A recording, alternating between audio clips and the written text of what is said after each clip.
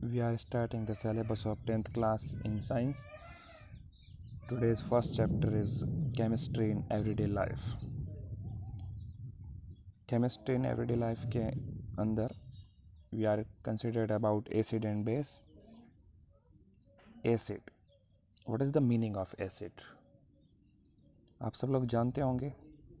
What is the meaning of acid? Acid means the substance which are sure in taste and change blue litmus into red litmus. ये इसकी definition है according to our books. But simple सी भाषा में बात करूँ then you know that जो भी चीज़ें अपने को टेस्ट के अंदर खट्टी लगे, श्योर लगे, श्योर का मतलब खट्टा, यानी जो भी चीज़ें टेस्ट के अंदर खट्टी लगे उन सारी चीज़ों को अपन लोग किस में कंसिडर करेंगे, एसिड के अंदर. लाइक एज मैंने यहाँ पे आपके लिए दो एग्जांपल्स दिए हैं, लेमन एंड ऑरेंज. आप सब लोगों ने लेमन एंड ऑरेंज टेस्ट किए होंगे. देन आप लोग जानते हो लेमन और ऑरेंज कैसे होते हैं टेस्ट के अंदर, एसिड होते हैं, खट्टे होते हैं टेस्ट के अंदर. सो अच्छे से देखो, डेफिनेशन को राइट डाउन करना है आप लोगों को और लर्न करना है. The substance which are sour in taste and change blue litmus into red litmus. यहाँ वर्ड दिया हुआ है litmus. What is the meaning of litmus? litmus होता है कोई भी ऐसा सब्सटेंस जो क्या करेगा, कलर प्रोवाइड करेगा. एक कलर को दूसरे कलर में मिक्स करने पर वो क्या करेगा, कलर प्रोवाइड करेगा. जैसे अपन लोगों ने देखा होगा कि अपन जब भी कपड़े पे हल्दी लग जाती है और उसको जब वॉश करते हैं तो वॉश करते समय वो जो येलो रंग होता है वो रेड के अंदर कन्वर्ट हो जाता है. ये क्या करते हैं, इंडिकेटर करते हैं. तो ये क्या है, एसिड और बेस को इंडिकेटर करने के लिए लिटमस का यूज़ अपन लोग करते हैं. तो it is clear. Okay, now we considered about base. Base क्या होते हैं, एसिड के जो ऑपोजिट वर्क करते हैं उनको हम लोग जनरली बेस बोलते हैं. देखो डेफिनेशन आपको सिंपल सा दिख रहा है यहाँ पे. What is the base? The substance which are bitter in taste and change red litmus into blue litmus. Okay, clear है, सिंपल सा. देखो एसिड के अंदर क्या था कि जो टेस्ट के अंदर श्योर होंगे और ब्लू को रेड में कन्वर्ट कर देंगे. और बेस के अंदर क्या होता है, टेस्ट के अंदर बीटर होंगे, बीटर मीन्स कड़वा. टेस्ट के अंदर बीटर होंगे और किसको चेंज करेंगे, रेड को किस में चेंज कर देंगे, ब्लू के अंदर. इसका एग्जांपल अभी मैंने आपको दिया, टर्मरिक, और दूसरा होता है सोप, साबुन. देखा होगा आप लोगों ने, ये इसका एग्जांपल होता है. अब देखो अपने दिमाग में आता है कि सर जो एसिड होगा वो ब्लू को रेड में करेगा, जो बेस होगा वो रेड को ब्लू में करेगा, ये टेस्ट में श्योर होगा, ये टेस्ट में बीटर होगा. देन अपन लोग कई चीज़ें ऐसी भी यूज़ करते हैं जिनका टेस्ट ना तो श्योर होता है ना बीटर होता है. तो ये डिपेंड करता है इन दोनों के मिक्सिंग पर. तो इन दोनों के मिक्सचर को अपन लोग न्यूट्रलाइजेशन बोलते हैं. न्यूट्रल का मीनिंग होता है जब एसिड और बेस दोनों आपस में कंबाइंड कर दिए जाएँ, दोनों को आपस में ऐड कर दिया जाए. When we add acid with base then they make neutral. और न्यूट्रल होते हैं उनका टेस्ट नहीं होता है, वो टेस्ट लेस होते हैं. क्योंकि जिसका एसिड होगा वो टेस्ट में कैसा होगा, श्योर.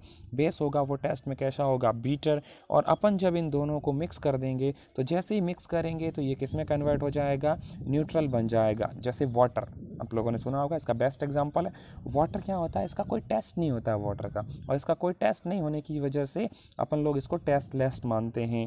ठीक है, हाँ ज़रूर, अपन लोग जब पानी पीते हैं तो अपने को ऐसा लगता है ना कि इसका टेस्ट है, वो टेस्ट इसका कैसा हो जाता है. ये वाटर का फॉर्मूला होता है अपने पास H2O. ठीक है, ये वाटर का फॉर्मूला होता है अपने पास. वाटर जब अपन पीते हैं तो ऐसा बोलते हैं कि जनरली वाटर है वो हार्ड वाटर है, सॉफ्ट वाटर है. तो इसके अकॉर्डिंग ये होता है कि जब इसमें इम्प्योरिटीज़ मिल जाती है, कैल्शियम, मैग्नीशियम वगैरह, तो इसका कुछ टेस्ट आ जाता है, उसी को अपन लोग इसका टेस्ट मान लेते हैं. तो न्यूट्रल का मीनिंग समझ में आ गया आई थिंक आप सब लोगों को. What is the meaning of neutral? कि हम लोग क्या कर देंगे, एसिड और बेस को दोनों को ऐड कर देंगे, और जैसे ही दोनों को ऐड करेंगे तो वो क्या बन जाएगा, न्यूट्रल. यहाँ मैंने एक रिएक्शन लिखी आपके लिए एग्जांपल के लिए. रिएक्शन क्या बोल रही है कि हाइड्रोक्लोरिक एसिड, ये जो HCl है हमारा, इसको हाइड्रोक्लोरिक एसिड बोलते हैं अपन लोग, और ये है NaOH, सोडियम हाइड्रोक्साइड, इसको बेस बोलते हैं. तो ये स्ट्रॉन्ग बेस है, ये स्ट्रॉन्ग एसिड है. इन दोनों की जब रिएक्शन करवाएंगे तो हमारे पास सॉल्ट एंड वाटर मिलेगा. ये सॉल्ट का फॉर्मूला होता है NaCl, सॉल्ट, और H2O वाटर का फॉर्मूला होता है. क्लियर है आप लोगों को, ये न्यूट्रलाइजेशन रिएक्शन कहलाती है. इसके बाद देखो नेक्स्ट है अपने पास pH स्केल. अब देखो आप लोगों ने pH स्केल आई थिंक नहीं सुना होगा वर्ड, ये वर्ड नया होगा आपके लिए, लेकिन न्यू वर्ड है. अब देखो यहाँ वर्ड से मीनिंग का पता चल रहा है कि pH का मतलब, देखो यहाँ नीचे मीनिंग लिखा हुआ, P का मतलब होता है पावर, क्या होता है, पावर, और H का मतलब होता है हाइड्रोजन आयन की. पावर किसकी? हाइड्रोजन आयन की। तो ध्यान रखना आप लोगों को कि पावर किसकी है यहाँ पे? हाइड्रोजन आयन की। और ये CON का मतलब कंसंट्रेशन। ठीक है, तो देखो अब यहाँ हम लोगों को ये मीनिंग पता चल गया कि यहाँ हम हाइड्रोजन आयन के बारे में पढ़ेंगे। तो देखो स्टार्टिंग पीएच का मीनिंग हमारे पास में दिख रहा है आप लोगों को। पीएच स्केल क्या होती है? देखो which scale management the concentration of hydrogen ion is called pH. ऐसी स्केल जो मेजरमेंट करे, किसका मेजरमेंट करे? हाइड्रोजन आयन की कंसंट्रेशन का। हाइड्रोजन आयन जिसमें ज़्यादा होगा उसकी पीएच ज़्यादा होगी, जिसमें कम होगा उसकी पीएच कम होगी। लाइक एज जैसे हम लोगों ने अभी बात करी थी एसिड और बेस की, तो एसिड और बेस आप लोगों को क्लियर है, बीच में इनके न्यूट्रल होता है। जो पीएच स्केल होती है वो 0 से 14 के बीच वेरी करती है, 0 से 14 के बीच वेरी करती है। 0 से 7 तक को जो पीएच होती है वो क्या करती है? ब्लू की फॉर्म में रहती है, जिसको हम लोग एसिडिक बोलते हैं। और 7 से लगाकर 14 तक की पीएच को बेसिक बोलते हैं, ये बेस की फॉर्म में रहती है। जैसे जैसे यहाँ से पीएच बढ़ेगी इधर आएगी तो इसकी बेसिसिटी कम होगी और एसिडिटी बढ़ेगी। यहाँ से यहाँ तक जाएगी तो बेसिसिटी बढ़ेगी और एसिडिटी कम होगी। यानी आपको पूछे कि सबसे ज़्यादा स्ट्रॉन्ग बेस कहाँ होगा, तो 14 पे। सबसे ज़्यादा एसिड कहाँ होगा प्योर, तो वो होगा 0 के आसपास। 7 के आसपास क्या होता है? सब चीज़ें न्यूट्रल हो जाती हैं। ठीक है, अब आप लोग देख सकते हो कि जो चीज़ें आप खाते हो उनमें कौन सी आपको खट्टी लगती है, कौन सी बीटर होती हैं। अकॉर्डिंग टू आवर टेस्ट हम लोग इनको काफ़ी जस्टिफाई कर सकते हैं, जस्टिफाइड कर सकते हैं।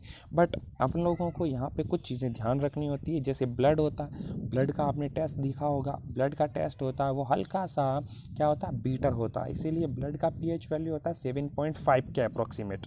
ठीक है, जो क्या होता है 7.5 न्यूट्रल से आगे है, और आगे क्या होता है? बेस, और ये बेसिक होता है। ठीक है, क्लियर है यहाँ तक? अब देखो ये तो थी पीएच स्केल। स्केल का मीनिंग होता है मेजरमेंट करने वाली, यानी जो स्केल क्या करेगी? हाइड्रोजन आयन की कंसंट्रेशन को मेजरमेंट करेगी, उसी को हम लोग पीएच स्केल बोलेंगे। नेक्स्ट होता है नॉर्मली पीएच का खुद का मीनिंग क्या होता है? तो देखो डेफिनेशन पूछते हैं आपको एग्जाम में, कई बार डेफिनेशन डायरेक्ट पूछी जाती है, what is the meaning of pH? तो पीएच होती है the negative logarithm value of concentration of hydrogen ion. The negative logarithm value of concentration of hydrogen ion is called pH। ये क्या कहलाती है? pH कहलाती है। Where P is meaning of power, H is the concentration of hydrogen ion। यहाँ ये pH का formula होता है। pH का फॉर्मूला होता है minus logarithm concentration of hydrogen ion. H plus को बोलते हैं कंसंट्रेशन ऑफ हाइड्रोजन आयन, और इसको बोलते हैं लॉगरिथम, और ये नेगेटिव का साइन इसके आगे लगता है। ठीक है, क्लियर है आप लोगों को यहाँ तक? अब देखो पीएच के हमारी डेली लाइफ में क्या यूज़ है, use in daily life of pH. PH के क्या यूजेस हैं? तो सबसे पहले आपने देखा होगा स्टिंग्स ऑफ इंसेक्ट्स। इंसेक्ट्स बोलते हैं कीटों को। स्टिंग्स का मतलब वो जो हम लोगों को काटते हैं, जो डंक मारते हैं, उसको स्टिंग बोलते हैं। तो स्टिंग्स ऑफ इंसेक्ट्स। इंसेक्ट्स जब स्टिंग मारते हैं तो आपको पता है हमारे वहाँ पे थोड़ी देर के लिए सूजन आ जाती है, और वो सूजन आने की वजह से हमें वहाँ जलन होती है, और इसी को हम लोग बोलते हैं स्टिंग्स ऑफ इंसेक्ट। क्योंकि उनके जो इंसेक्ट्स होता है उसमें एसिडिटी ज़्यादा होती है, और हमारी बॉडी में हर चीज़ न्यूट्रल रहने की कोशिश करती है। जैसे ही एसिडिटी बढ़ती है, एसिडिटी बढ़ने से ये स्टिंग्स क्या करेगा? हमारे यहाँ पे जलन उत्पन्न करेगा और वहाँ पे सूजन आ जाएगी। दूसरा लिखा हमने एसिड रेन। एसिड रेन का मीनिंग क्या होता है? एसिड रेन यानी जब एनवायरनमेंट की जो पीएच होती है वो एसिडिक हो जाए। जैसे आप लोगों ने देखा होगा सिंपल सा, हमारे यहाँ पर जो रेनी सीजन की फर्स्ट रेन होती है, रेनी सीजन की जो फर्स्ट रेन होती है उससे हम लोग ज़्यादातर स्नान नहीं करते, क्योंकि एनवायरनमेंट के अंदर जो गैसेस होती है वो घुल जाती है। जैसे एनवायरनमेंट के अंदर मेथेन है, क्लोरीन है, ये सारी गैसेस होती है। सल्फ्यूरिक एसिड की जो गैसेस हैं, ये सारी गैसेस क्या करती हैं? एनवायरनमेंट में घुल जाती है, और एनवायरनमेंट में घुलने के बाद में फर्स्ट रेन के साथ मिक्स होकर वापस क्या करती है? नीचे आती हैं।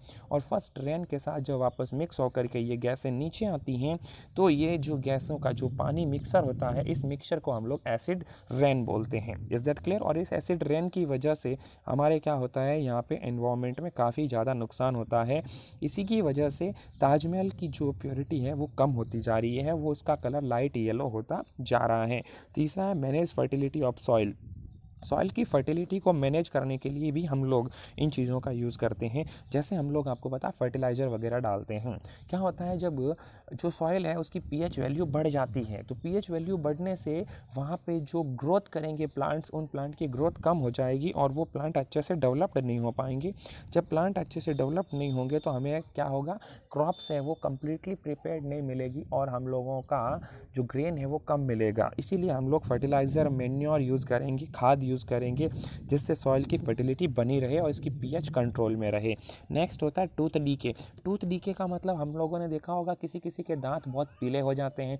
ये पीले होते हैं उसके बाद में, क्योंकि इनकी जो ऊपर की दांतों के ऊपर की जो इनेमल की परत है, वो इनेमल की परत क्या होती जाती है, हटती जाती है। हटने से दांत धीरे धीरे टूटने लगते हैं और इसकी वजह से दांत पूरी तरह से ख़राब होने लग जाते हैं। इसी कंडीशन को टूथ डीके बोलते हैं।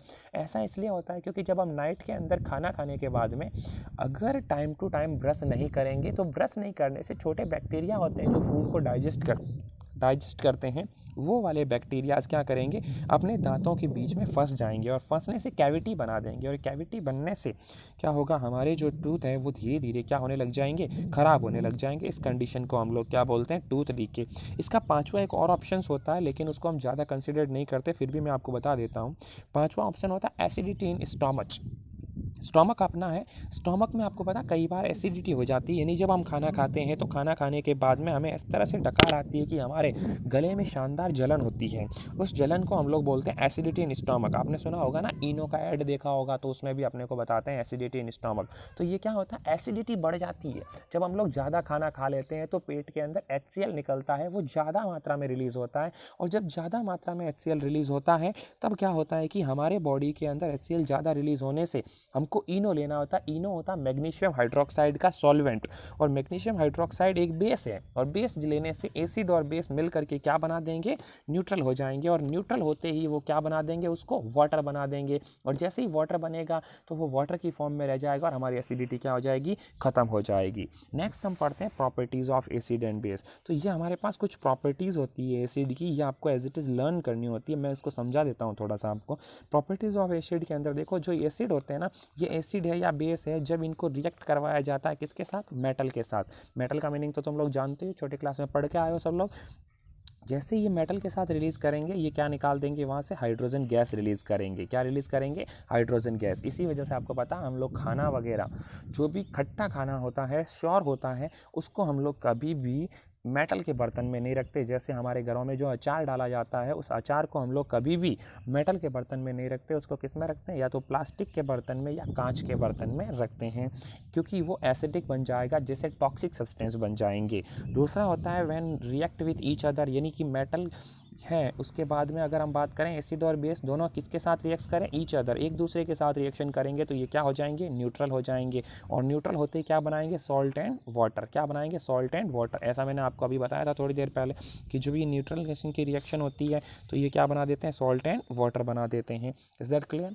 थर्ड होता है कि इनका एक्वस सॉल्यूशन होता है वो गुड कंडक्टर ऑफ इलेक्ट्रिसिटी। इनका एक्वस सॉल्यूशन होता है इलेक्ट्रिसिटी का बहुत अच्छा कंडक्टर होता है, इस वजह से इनके एक्वस सॉल्यूशन में इलेक्ट्रिसिटी चलती है। बट आपसे अगर पूछें कि क्या एसिड एंड बेस के अंदर डायरेक्टली कंसंट्रेट फॉर्म के अंदर इलेक्ट्रिसिटी चलेगी, तो आपको बताना है कंसंट्रेशन फॉर्म के अंदर इलेक्ट्रिसिटी प्रोवाइड नहीं करवा सकते। नेक्स्ट होता है, देखो इनकी कुछ अलग अलग साइंटिस्ट ने डेफिनेशन दी है, उन डेफिनेशंस के बारे में मैं आपको बता रहा हूँ। सबसे पहले अपन लोगों को ध्यान रखना है, according to Lewis, Lowry and Arrhenius. 3 scientist हैं अपने पास में, लुईस, लोरी एंड आरेनियस। तो सबसे पहले देखो हम लोग बात करते हैं आरेनियस की। तो आरेनियस ने क्या डेफिनेशन दी है एसिड की, तो ध्यान से सुनना। आरेनियस ने क्या दिया था, they gives H+ ion in aqueous solution. ऐसे ऑब्जेक्ट जो क्या करें, H+ यानी हाइड्रोजन आयन दें, किसके साथ, एक्वस सॉल्यूशन के साथ। एक्वस सॉल्यूशन का मीनिंग होता है जल में जब किसी चीज़ को मिक्स करते हो, वाटर में जब किसी चीज़ को मिक्स करते हो, तो उसको एक्वस सॉल्यूशन बोलते हैं। यानी कि जब हम लोग हाइड्रोजन आयन को एक्वस सॉल्यूशन के साथ देते हैं तो उसको क्या बोलते हैं, एसिड। और जब हम लोग किसी चीज़ को एक्वस सॉल्यूशन में मिक्स करें और वो कौन सा आयन दे, OH-। जानते हो H+ और OH-। वाटर को ब्रेक डाउन किया हमने, कुछ नहीं किया। देखो वाटर का फॉर्मूला होता है H2O, वाटर का फॉर्मूला होता है H2O, यानी 2 हाइड्रोजन है, 1 ऑक्सीजन है। इन दोनों को अगर जैसे ही अलग करते हैं अपन लोग, तो अलग करते हैं तो देखो क्या बनता है, एक H+ बनता है, एक OH- बनता है।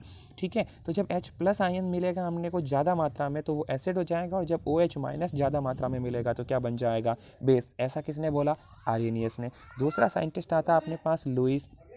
लुईस क्या बोला आता है, लुईस बोलता है कि जब हम लोगों को इलेक्ट्रॉन पेयर्स मिलते हैं, किसमें, एक्वस सॉल्यूशन में, वही हमें क्या मिले, एक्वस इलेक्ट्रॉन पेयर मिले, तो इलेक्ट्रॉन पेयर मिले इसको डोनर बोलते हैं, जो देगा वो डोनर होगा। तो जो इलेक्ट्रॉन पेयर को डोनेट करेगा वो क्या कहलाएगा, बेस कहलाएगा, और जो इलेक्ट्रॉन पेयर को एक्सेप्ट करेगा क्या कहलाएगा, एसिड कहलाएगा। इलेक्ट्रॉन पेयर को एक्सेप्ट करने वाला एसिड है, इलेक्ट्रॉन पेयर को डोनेट करने वाला क्या है, बेस है। ऐसा किसने बोला था, according to Lewis, this is concept.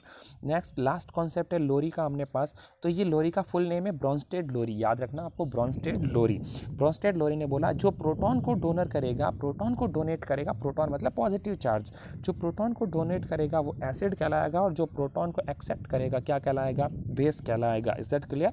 ठीक है, अब कुछ स्ट्रॉन्ग बेस और कुछ स्ट्रॉन्ग एसिड आपको याद रखने, लर्न रखना इनको। ठीक है, पीछे क्वेश्चन भी है हमारे पास इसका, तो आपको ध्यान रखना है। देखो स्ट्रॉन्ग एसिड के अंदर हम लोग मेनली 3 एसिड लेते हैं, जो ये हम लोगों के पास 3 एसिड है। सबसे पहला होता है HCl, इसको बोलते हैं hydrochloric acid, HNO3 nitric acid, H2SO4 ये होता है सल्फ्यूरिक एसिड। देखो मैंने इसको किंग लिखा है, यानी कि आपको ध्यान रखना ये एसिड क्या होता है, किंग ऑफ एसिड है, सबसे ज़्यादा पावरफुल एसिड है। ठीक है, याद रखना आपको सबसे ज़्यादा पावरफुल एसिड कौन सा है, तो ध्यान रखना H2SO4 है। ये 3 एसिड स्ट्रॉन्ग एसिड होते हैं, और ये हमारे पास बेस होते हैं, खूब सारे बेस होते हैं, उनमें से 2 स्ट्रॉन्ग आपको ध्यान रखने हैं। एक होता है पोटेशियम हाइड्रोक्साइड, ये होता है सोडियम हाइड्रोक्साइड। KOH को बोलते हैं पोटेशियम हाइड्रोक्साइड, NaOH को बोलते हैं सोडियम हाइड्रोक्साइड। चलो ये आपकी आज की क्लास थी, इसमें से आपको कोई भी चीज़ समझ में नहीं आई हो तो कमेंट बॉक्स में ज़रूर लिखना, मैं आपको उसको वापस क्या कर दूंगा, समझा दूंगा। क्लियर है, इनको नोट डाउन करना।